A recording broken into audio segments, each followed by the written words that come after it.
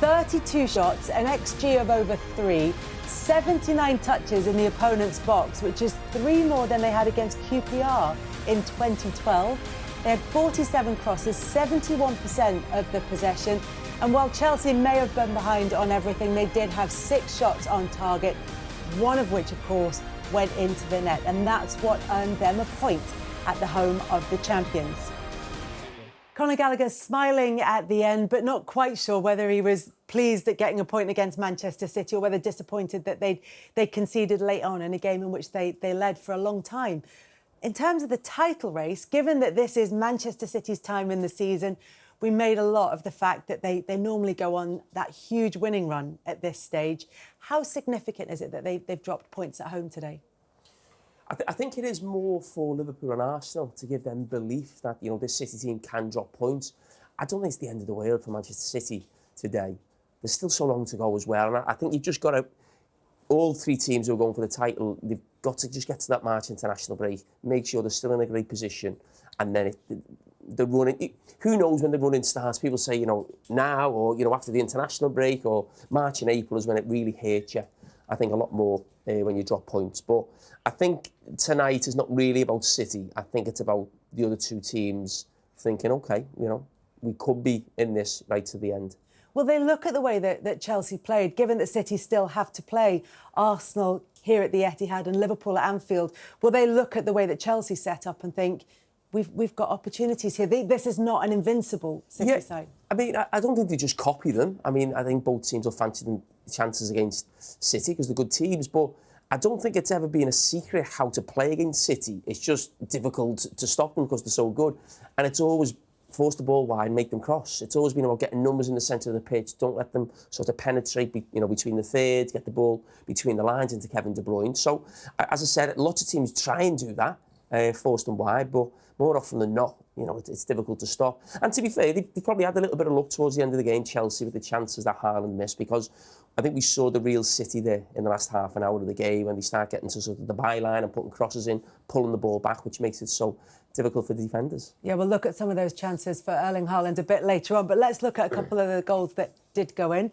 Starting with Raheem Sterling, what did you make of the way that he took this one, Daniel? Took it brilliantly, and the manipulation and the combination, that Palmer and Jackson had. It was a great ball across, and for me, it's how he's manipulated the ball in the box. Because his first touch, of course, almost as if it was underneath his feet, but he's chopped it back onto his right, and the finish was devastating. It was precise.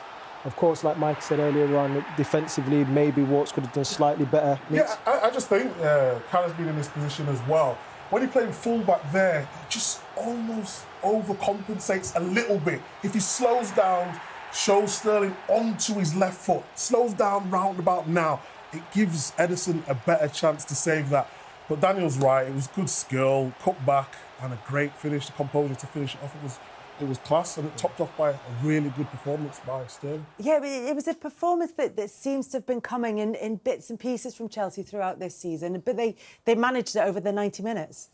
Yeah, I think what I've been most impressed with Chelsea this season, maybe it's just the games I've been at, but it's felt like it's been against the better opposition. So I'll go back to the start of the season. The first game against Liverpool, they dominated that game. I remember Arsenal going to Stamford Bridge and probably being quite fortunate to come away with a point. The game between these two at Stamford Bridge also, they got a good result away at Tottenham. So I think Pochettino, when he's come up against top managers and how he's set his team up and how he's gone about nullifying them and causing the opposition problems, I think he's come out of those games pretty well. You know what I say about that, Carragher, as well, is when you...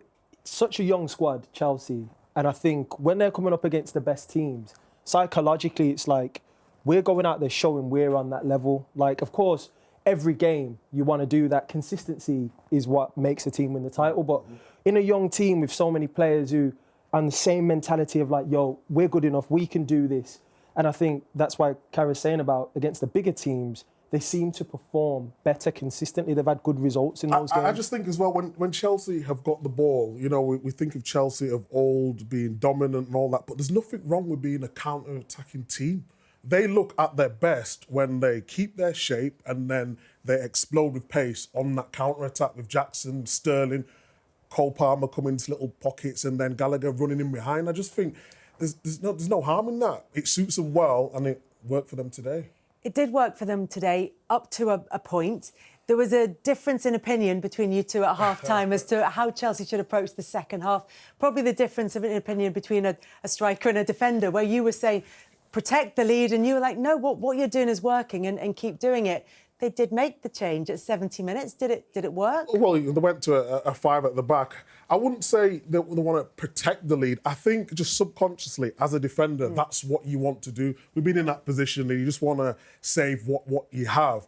It was always going to be difficult because Man City was going to dominate the ball, and they was getting joy from their counter-attacks and playing through the third. So it was always going to be difficult, but City was always going to turn it up in that second See, half. for me, it's like things are going nice, counter-attacks, chops and changes, combinations, all type of things. I'm thinking, as the attacker, we can get more chances. And I think they didn't have a shot after 70 minutes. You know, they've gone to 5 at the back, they've not had a shot. So they were so threatening, even in the second half, with Jackson still doing his thing, whatever. And the two most threatening players came off the pitch. Yeah, but the only thing is... sorry, Jackson, I think he ended City had 71% possession, of the ball. But possession... So if you get your team further up, then there becomes more gaps for the likes of Foden and De Bruyne to get in them pockets to create more chances. I understand what you're saying is they should go for it and try, because that's what they did in the first half, and it worked for them. But you know what it's like as a player. When City are on the ball, it tire you out. They do.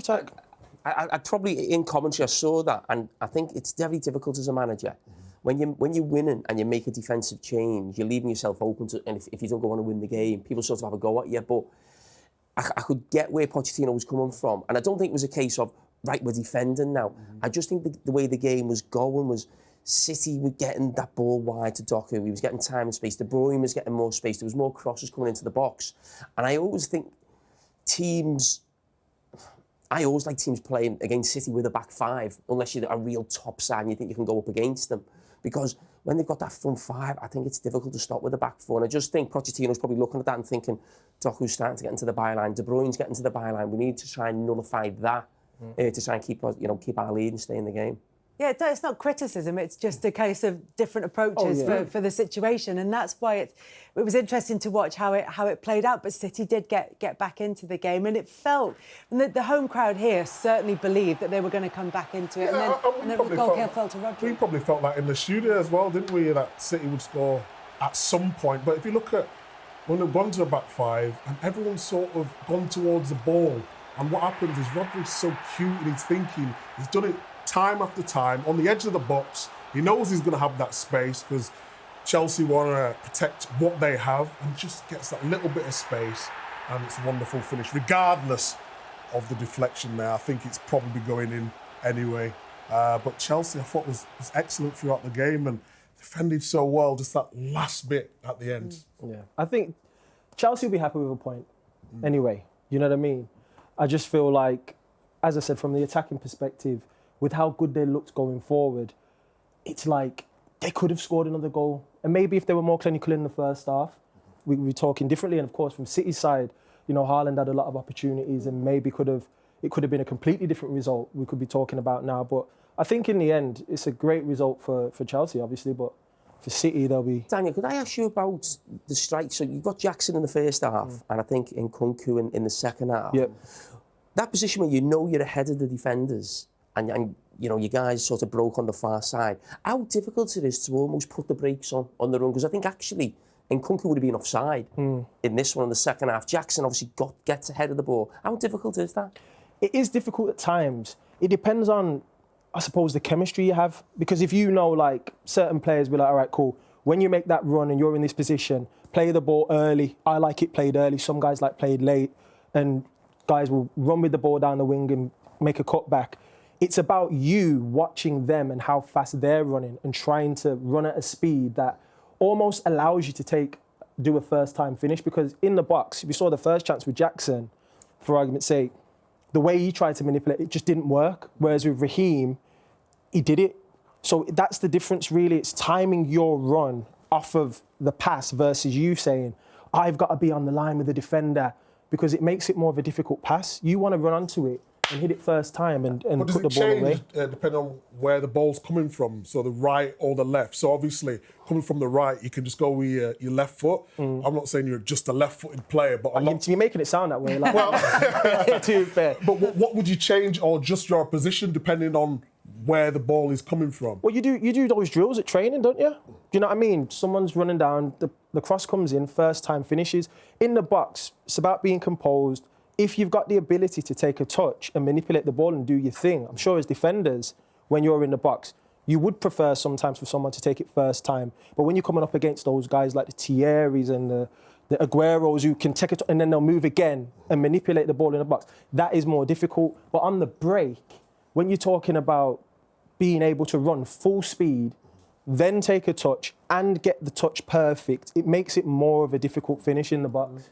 Is it also about the delivery and the pace of the ball that's coming in? You talk about the chemistry and of knowing what the striker's going to do and what the striker wants. Well, yeah, I mean, in this position here, you see Jackson and if you look at the touch of Gusto, right, it kind of rebounds off his leg. Now, if that touch is better, maybe the pass comes earlier. Jackson's looking over his shoulder, as we saw.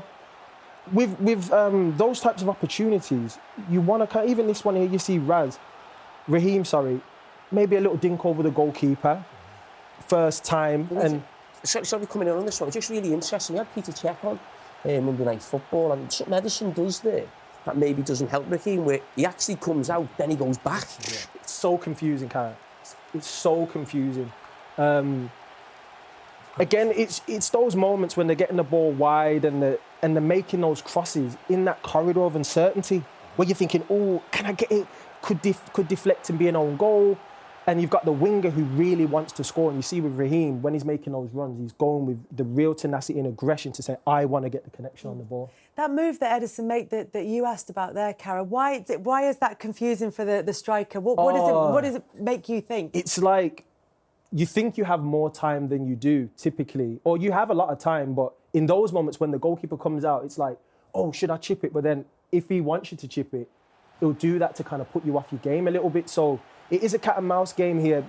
Of course, he comes out and it's like, oh, can I take a touch? Can I go around him? And then it confuses Raheem. Maybe if he was just in that position, stood there, he could have took the right here, boom, lob over the goalkeeper. It's not an easy finish, don't get me wrong. It's easy to say it.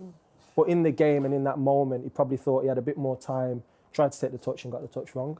Yeah, and they did create those chances. Obviously, Manchester City created plenty of chances as well. I mean, you mentioned it earlier about Erling Haaland, the opportunity he had. It was 9 shots. That's the most he's had in a game this season without scoring. What do you think is happening differently for him, Daniel? I don't know. I just think today he was unfortunate with the headers. Of course, he's going to analyse his game when he goes home and he's going to say, what could I have done better? You know, I think as a player at his level who goes onto the pitch with the expectation of scoring goals, he's going to be going home feeling, you know, down about himself that I could have been the person who won the game for the team today. But it's the life of a striker. You have these types of days where nothing goes right for you. And you're thinking, you know, could I have scored this, that and the third? Keeper's there to do his job. Could have done better with the headers, of course. And we expect Haaland to score those chances. But today just weren't his day.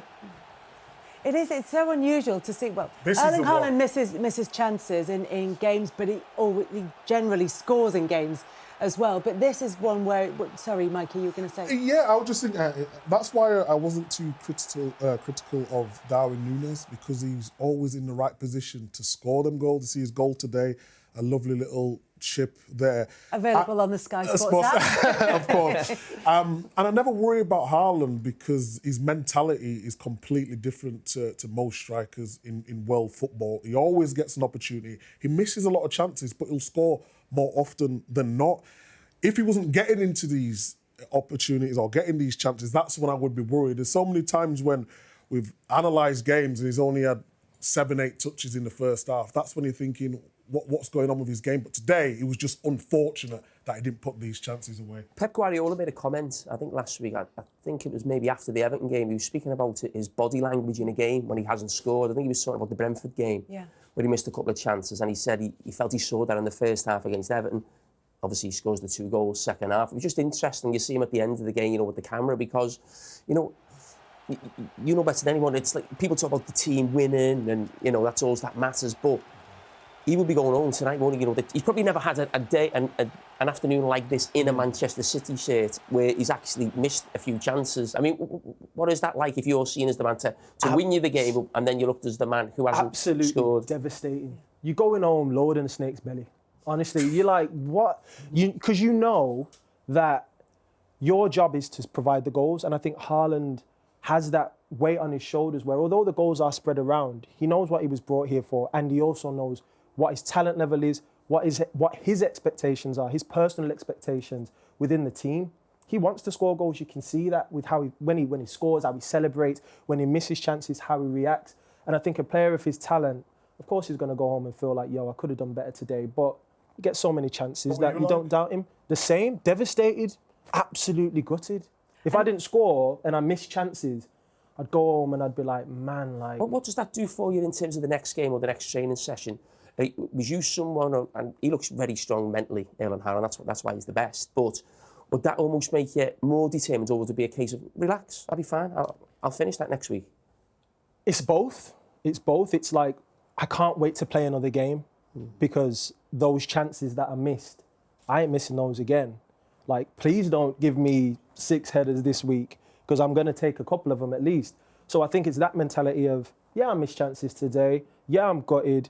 You sweep it under the rug after when you get home and you say, okay, back at training, got the Champions League, you know, we've got a game next weekend, big game for us. Going to work in training, score my goals in training, going into the games. But he's got nothing to worry about, man. Even if you have a goal drought as a striker of someone of Haaland's talent, you know you're going to get chances. You've just got to put yourself in the positions. Yeah, never nice as well at the end of a game if you haven't scored that you've got the camera next to you and you know what people are going to be saying. But Erling Haaland scores more often than not. Not on the score sheet today, though. Rodri got the equaliser for Manchester City. He's with Patrick Davison. He was talking about the referee there. Not quite sure what he's referring to, but we'll go in. I don't want to get in trouble. Let's leave that alone. But we could have a look through and see if maybe there are some things that Manchester City and maybe Pep Guardiola will tell us later if there were some decisions that they feel hard done by in terms of the performance, though, from Manchester City. As Jamie said at the beginning, this isn't a result that will cause them too much concern. They're still very much in the title race and they still have so much quality. Yeah, well, if you look at the stats, I think the expected goals was +3. They had 71% possession. The all-round play was good, a little laboured at times, but if Haaland puts away them chances, we're not even talking about this. It wasn't meant to be. But in terms of Man City as a whole, they're in a good place. I just think there'll be a disappointing amongst the group today because really, looking at it on paper before the game, we're all expecting Man City to win, especially with the chances that created, but no panic. Do you think that the comments that Pep Guardiola has been making over the last couple of weeks, he talked about Haaland's body language, as you mentioned, he's talked about the work that goes in on the training ground. Do you think some of this has been a bit of a nudge to the City players saying, look, we do finish the season strongly, but that only happens because we put the work in? Is it you don't need a strong reminder, but is it just a nudge? Yeah, maybe, but I mean, they've been on a great run. I think they've won the last 6. I think I read in the stat pack that's the best winning run any team has been on this season. So since they've come back from the World Club Cup, they've been brilliant. And the results that they've had, you look at certain results away at Newcastle last minute, away at Goodison, behind in both games and winning those games. And they were just starting to get, full steam ahead. So, as I said, I keep going back to it, but I don't think it's a problem for Man City. It's a little chink in the armour that maybe something that, Arsenal and Liverpool can sort of hang on to. And, as I said, take something from it today because they've had both great results away from home. And, both teams, Liverpool or Arsenal, if they want to take this title from City, I think they've got to beat them when they play them. So you can talk about how tough it is to stop City, but you only play City twice. The other teams that you're going to come up against, you'll be expected to win most of those games. So I think a lot of it will ride on the results against Man City. I think when he says we didn't play well first half, it was defensively. Chelsea looked like a threat every time they won the ball back on the counter-attack and they got in far too easily. Now, a team can come here and make it difficult, as Everton did last week against Manchester City. But even in that first half where I thought Chelsea were really organised, really good defensively, Haaland still has a header that he probably more often than not scores. But as the second half goes, we know the game opens up, there's more space. So I thought City were brilliant second half attacking-wise. Just didn't finish what they normally do, and there's not a lot Pep Guardiola can do about that. But I think the big problem was, certainly in the first hour of the game, was what do we like defensively, and it was too easy for Chelsea to get out and make passes and look like they're going to score. Obviously got one, but looked like they were going to want to get another one. I mean, you've all talked about their vulnerability on the counter-attack, and actually only Crystal Palace have conceded more goals on what they call a fast break. Manchester United and Newcastle level on 5 as well. Does that feel to you, if you were playing in a game against them, would it feel like that's where they would be vulnerable? Well, the stats say that. I mean, you've got to have those moments, though. Typically, they're going to have possession. Typically, they're going to be a team who are going to dominate the opposition, but you've got to be clinical in these moments. So, yeah, those moments probably happen more often, but the chances aren't taken. And I think today, Chelsea only took one of the moments that they had, really. So, you know, those stats, when you have the ball, it does happen to you, but it's about, can you get away with it? And today, they didn't. I think it is a little bit of a theme, though, if we're being totally honest. Man City obviously commit bodies forward, and then it's just on that transition. And Walker always seems to be left alone, whether to stay, whether to go. This time he gets caught in between. And it's in that counter-attack where they rely so much on his pace to get him out of trouble. It was the same again with the Newcastle. Look how many players Man City get caught forward, and they all go towards one side of the pitch. If you look at Isak in the space there, again, Kyle Walker, similar today, probably should keep him on his left foot, allows him to come onside, and it's a wonderful finish from Isak. But if you're looking at a chink in the armour, that's what you're looking at. Counter-attack quick against City, because they keep so much of the ball. To do both, it's difficult to do. Yeah, I mean, I wouldn't worry about it too much. Obviously, Pep Guardiola's big thing as a manager, even when he's got the ball, is to stop the counter-attack. He always speaks about small passes, short passes, and the whole point of that is that if you lose the ball, you're there to stop the counter-attack. So I think whether he's manager of Barcelona, Bayern Munich or Manchester City, his teams, if they are going to concede a goal, will be on the counter-attack, because as Daniel said, they always dominate possession whoever they're against, and that's the big chance for anyone. When there's the quick turnover, can you get it forward quickly? Because they're not going to concede too many goals in the build-up, because, as I say, they're the team normally with the ball. But he is a manager as well who always feels like he's in pursuit of perfection, not just of being excellent, but of being absolutely perfect. And he will be looking at ways to try and fix that. What would your approach be? What do you think that City could... And as always with City, it's all about tiny margins. But what would your approach be, do you think? Well, I don't think there's one thing. I mean, when you look at, he's probably not getting enough pressure on the ball. You know, when they lose it in certain areas. You've also got to give credit as well to the opposition. You know, you're talking about, say, the Newcastle goal, the pass, unbelievable pass. Jackson here, centre-forward, play more often than not. The ball comes to centre-forward. The centre-back's behind him. Midfield players converge on. 9 times out of 10, the centre-forward probably lose the ball there. But he does really well. And then, so sometimes you've got to say, OK, the quality in the opposition was really good as well. Yeah, but in fairness today, we've seen Alvarez in deeper positions. Had Bernardo Silva started today, it could have been a little bit different. He's one of the best at winning the ball back quick. If you're talking about offensive players, they're always looking forward first and how they can get on the ball going forward. Defensively, I just think it left them a little bit exposed, especially on the goal. Yeah, it's interesting because obviously with a high percentage of defenders amongst our analysts here, we tend to concentrate on how we tend to concentrate on how goals can be stopped and how opportunities can be stopped. But as you said, there is that quality, and if City do play high up the pitch, that's the space that people are going to be playing in against them. As Jamie said, teams will have those moments, but what type of teams are you playing against? The goals we've saw, Newcastle, you've got Alexander Isak, one of the best strikers in Europe, arguably.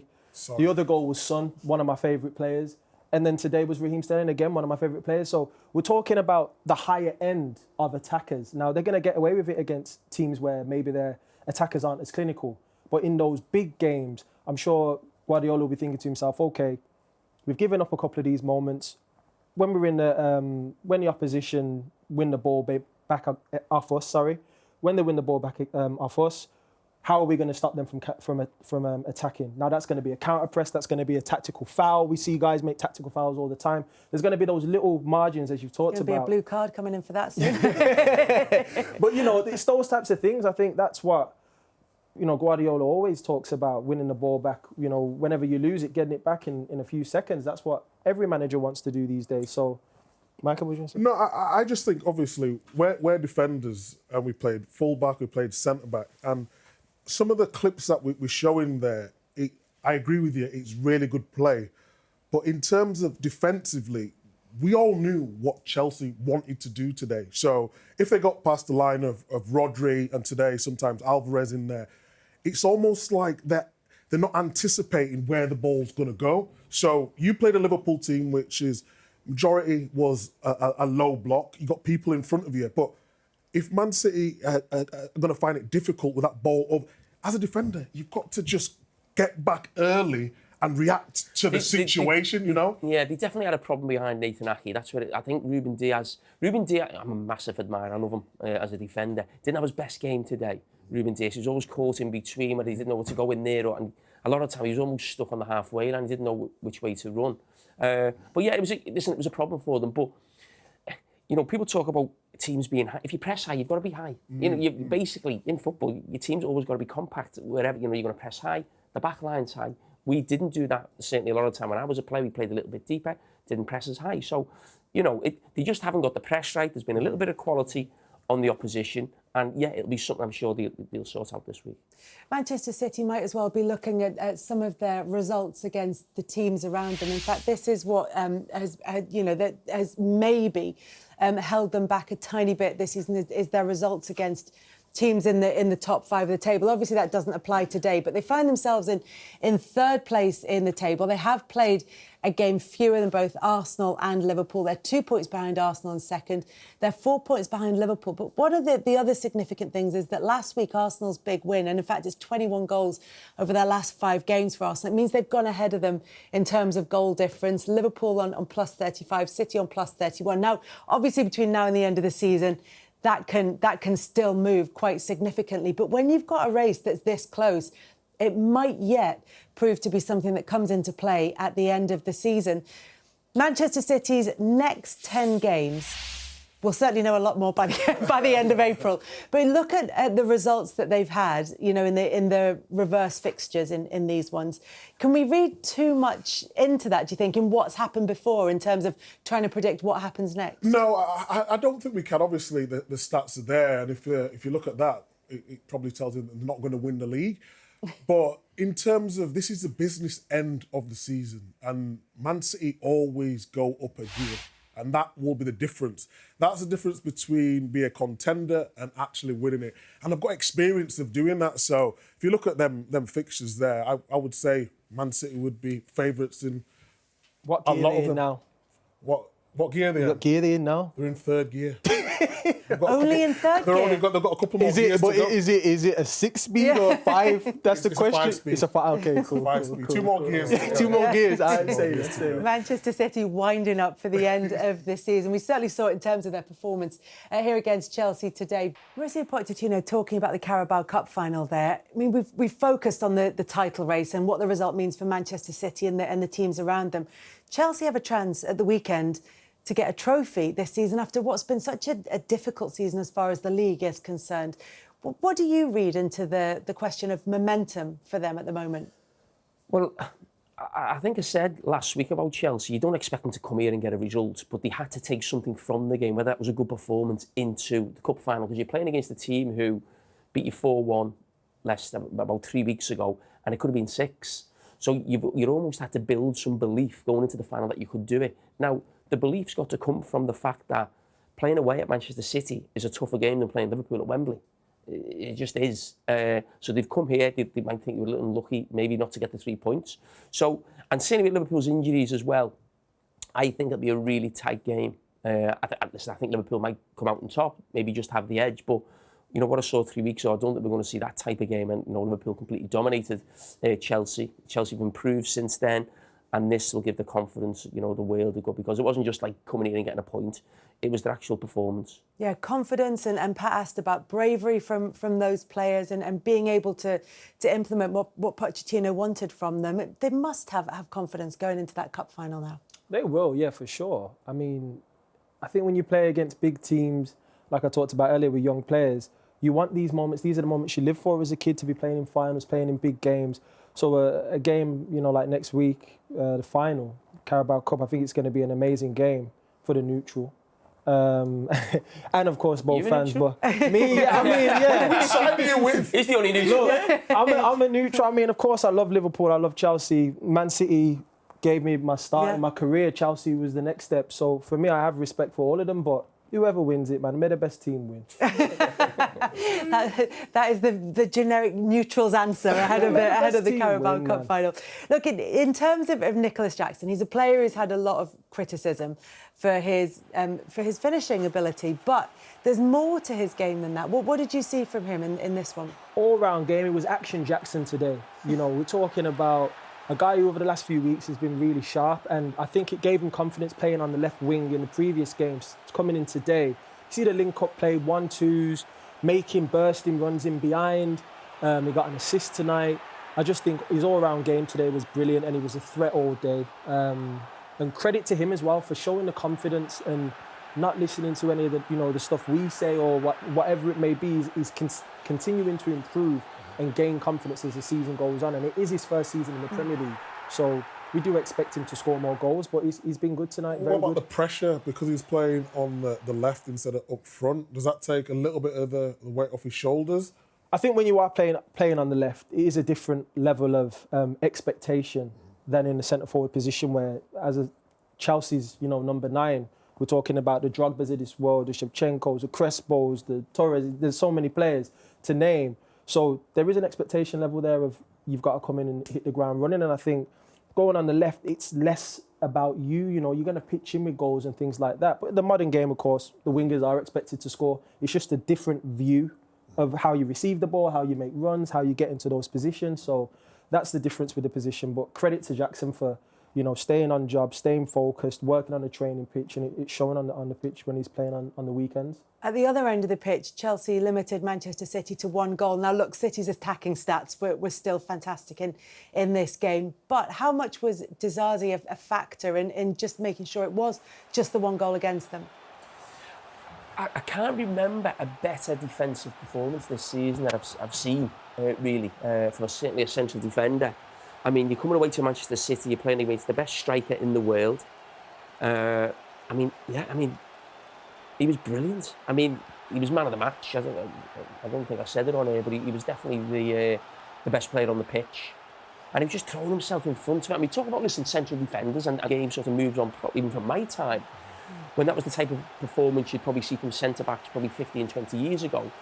But now we see them more, building up from the back, getting on the ball, stepping in. But that was almost like a bit of a throwback, really, when it was just like, backs against the wall, throwing yourself in front of things. Every time the ball comes in, you feel like you're the magnet to get your head on it. It was like a John... Listen, I'm talking about Chelsea.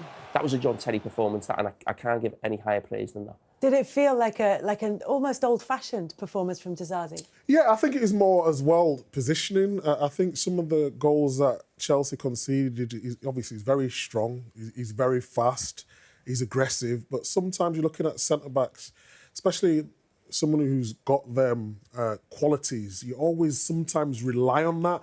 But I thought what was good about his game today, he was thinking about his positioning and where to be and heading at the right times. His all-round game today was magnificent. I think a couple of big away games, you go back to Aston Villa in the Cup and here today where Thiago Silva hasn't been involved. And he's been brilliant just for Chelsea since he's come in. But I think with the age of now, I think there's contracts up at the end of the season. When you see those two playing there together, I think it makes it very difficult to sort of Thiago Silva to get back into the team between now and the end of the season, unless, someone gets injured. But I certainly think Chelsea, they've got the cup final, but they've almost got to start building something for the future. There's not an awful lot to play for after the cup final. So I think looking at those two as a partnership and maybe another younger centre-back, I'm not sure who else they've got in the squad, but yeah, I think the days of Thiago Silva playing for Chelsea have got to come to an end. Can I ask a quick question from a defensive perspective? When there's changes in defence, is it that you want a partnership to build something with someone and play 10, 15 games in a row, whatever it may be, or is it more about, okay, chopping and changing, cool, the gaffer's going with this tactically? What is that like? I think it's better to have a partnership, and it's interesting you say that because there was a situation in the second half for Man City where Akanji stopped to play offside and Ruben Dias ran back. And I just looked at that, it just made me, I didn't mention it on commentary, but Man City do chop and change. The centre-backs you know, they've got a lot of options. Sometimes, you know, John Stones goes into midfield and different things. And that was just something that come to me in the game there because of sort of one playing offside and one dropping off. But no, you want basically your two centre-backs because you don't rotate centre-backs, really. You don't come off in a game. You only play 90 minutes as a centre-back. And I've always believed that no matter how poor your team's playing in a game, if your two centre-backs play well, you've still got a chance of winning the game. You know, you've got a chance of sort of hanging on in there as long as they're nice and steady, don't do anything silly. And yeah, I thought the two of them were really good today, Colwell as well. So yeah, that's certainly for me the future of Chelsea between now and the end of the season. And your striker, and arguably your right back. Jamie, Micah, Daniel, thank you so much for your company today.